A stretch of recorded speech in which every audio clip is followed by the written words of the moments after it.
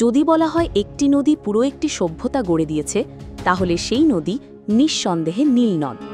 এই নদী শুধুই একটি জলপ্রবাহ নয়, এটি হাজার বছরের ইতিহাস, মানুষের জীবন, প্রাকৃতিক চক্র এবং রাজনৈতিক উত্তেজনার কেন্দ্রবিন্দু। বিশ্বের দীর্ঘতম নদী হিসেবে নীলনদ আজও বয়ে চলে সময়ের বিরুদ্ধে, সভ্যতার সঙ্গে সঙ্গে। নীলনদ পৃথিবীর দীর্ঘতম নদী, প্রায় ৬,৬৫০ কিলোমিটার দীর্ঘ। এটি পূর্ব উত্তর আফ্রিকা জুড়ে ১১টি দেশের মধ্য দিয়ে প্রবাহিত হয়। এই দেশগুলো হল বুরুন্ডি, রুয়ান্ডা, উগান্ডা, কেনিয়া, দক্ষিণ Sudan, Sudan, Ethiopia, Tanzania, Congo, Eritrea এবং মিশর। নীলনদ গঠিত হয়েছে দুটি প্রধান উপনদী দিয়ে।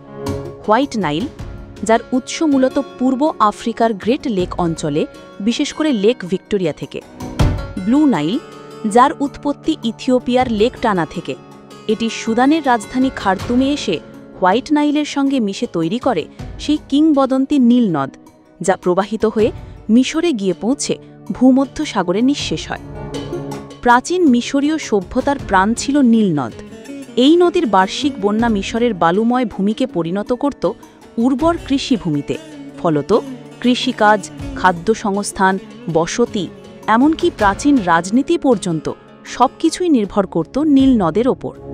প্রাচীন মিশরীয়রা বিশ্বাস করতেন নীলনদ দেবতাদের উপহার।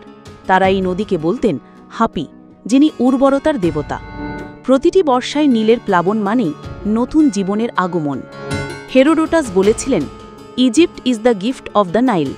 এই এক কথায় ধরা পড়ে যায় নীলনদ ছাড়া মিশর নামের একটি দেশ আদৌ সম্ভব হতো কিনা। আজও মিশর এবং সুদানের অধিকাংশ কৃষিকাজ সম্পূর্ণভাবে নীলনদের পানির ওপর নির্ভরশীল। এই নদীর পানি দিয়ে চাষ করা হয় গম, তুলা, ধান ও নানা শাকসবজি। নদীটি শুধু খাদ্য নয়, জীবনের প্রতিটি স্তরে প্রবাহিত নৌ পরিবহন, মাছ ধরা, বাসস্থান, এমনকি পানীয় জলের একমাত্র উৎস হিসেবে কাজ করে বহু অঞ্চলে। মিশরের শতকরা প্রায় ৯৭% জনগণ বসবাস করে নীলনদকে ঘিরে থাকা উপত্যকা ও বদ্বীপ অঞ্চলে।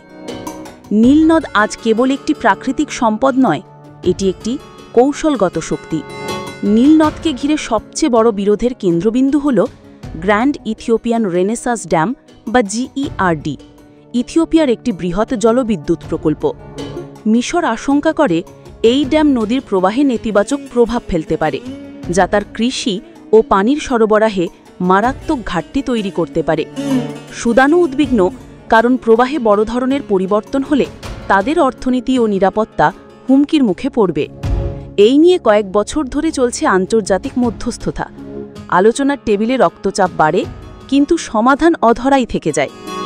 জলবায়ু পরিবর্তন ইতিমধ্যে নীলনদ অঞ্চলে প্রভাব ফেলছে। বৃষ্টিপাতের অনিয়ম, উষ্ণতা বৃদ্ধি, বরফ গলার হার বেড়ে যাওয়া এবং কৃষি উৎপাদনের হ্রাস, সব মিলিয়ে নদীটির ভবিষ্যৎ নিয়ে উদ্বেগ বাড়ছে। নদীর কিছু অংশে শিল্প বর্জ্য এবং প্লাস্টিক দূষণও মারাত্মক আকার ধারণ করেছে। বিশ্বজুড়ে পরিবেশবাদীরা এখন জোর দিচ্ছেন আন্তর্জাতিকভাবে নদী ব্যবস্থাপনার জন্য স্বতঃস্থায়ী সমাধানের দিকে। নীলনদ কেবল একটি জলধারা নয়, এটি একটি সময়ের সাক্ষী। এর তীরে জন্ম নিয়েছে ফেরাও, গড়ে উঠেছে সাম্রাজ্য। আবার এই নদী দেখেছে পরিবর্তনের ঢেউ, সংকট আর পুনর্জাগরণ।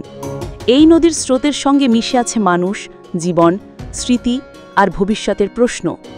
সভ্যতা বাঁচাতে চাইলে আমাদের বাঁচাতে হবে নীলনদকে। নীলনদ, যার স্রোতে বয়ে চলে ইতিহাস আর যার শান্ত জলে প্রতিফলিত হয় ভবিষ্যতের সম্ভাবনা।